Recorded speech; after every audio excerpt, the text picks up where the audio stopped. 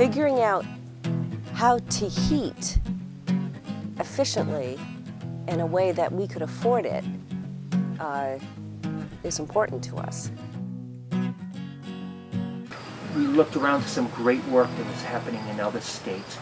And when you looked at what was making that work so well there were a lot of state dollars that were available, and there were lots of different programs that were delivering those services. And when you looked at what we had in Maine, we had a lot of great people delivering some great programs, but all delivering them in a very linear way. And we thought, what would it look like if we were able to better orchestrate all the programs that we do have? And so that's where Maine Rural Partners really filled the void that was really needed. Oh, these are beautiful, Ray. They working out? Yeah, perfect. Maine Rural Partners is the State Rural Development Council. What that means is that we're here and our expertise is in cross-sector collaboration. So where you may have the agriculture people talk with themselves, the transportation people talk with themselves, the environmental folks talk with themselves, we specialize in crossing it up.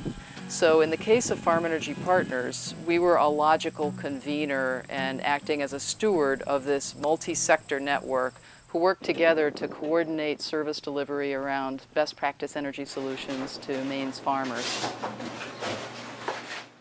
We started by mapping all of the existing services that the different agencies provided. We then began the next year. We were fortunate to receive 2 grants. One went to the Kennebec District, which was an NRCS Conservation Innovation Grant. At the same time, Maine Rural Partners received a grant from the Risk Management Agency to be building this Farm Energy Partners network and reaching out especially to underserved farmers to make sure that they were getting access to these services, which we found out they generally were not.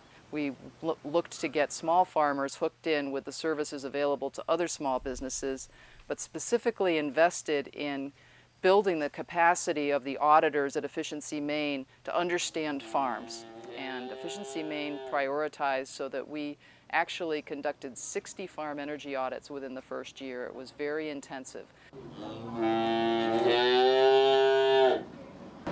You're getting like out here. So we decided to make demonstration projects a high priority of the network.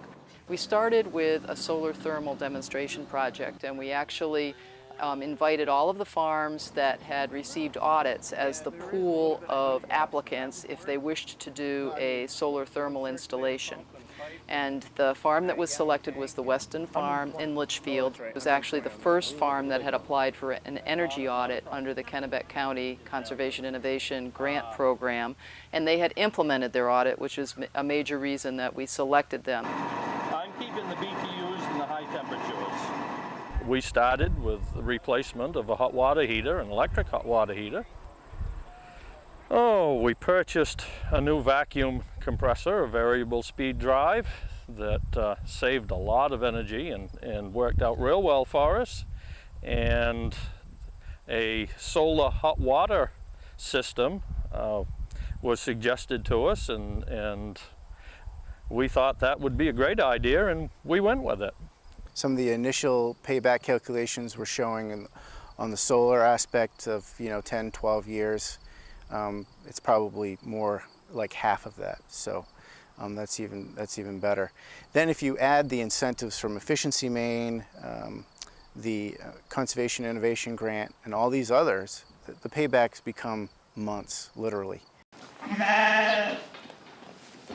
Beyond that, we are also doing an experiment and a demonstration project with the Blue Ribbon Farm in Mercer, Bob and Mary Burr's sheep, and vegetable and hay farm, and they have a good wind resource, and Unity College and Western Mountains Alliance are leading with Maine Rural Partners to work with the Burrs to explore what the wind potential is and what kind of community ownership options might be possible depending on the scale of turbine that the wind may be able to support.